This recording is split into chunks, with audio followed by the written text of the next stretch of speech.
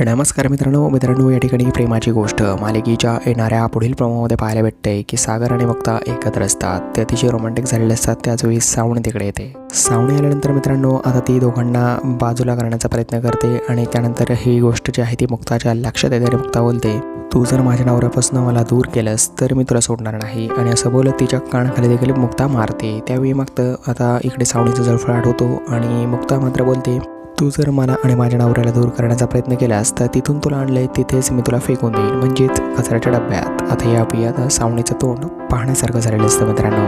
तर पुढे नक्की आणखी काय काय होतंय पाहणं फार इंटरेस्टिंग असणार आहे. तर येणाऱ्या भागांची अपडेट करा. चॅनलला सबस्क्राईब करायला विसरू नका. धन्यवाद.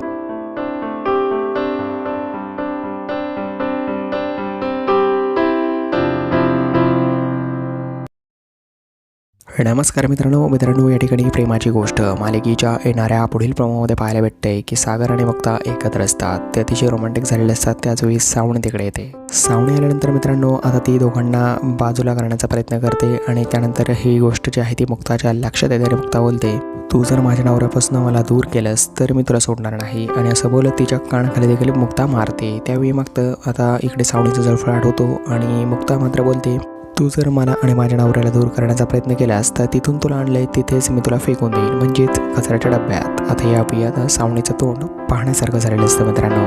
तर पुढे नक्की आणखी काय काय होतंय पाहणं फार इंटरेस्टिंग असणार आहे. तर येणाऱ्या भागांची अपडेट करा. चॅनलला सबस्क्राईब करायला विसरू नका. धन्यवाद.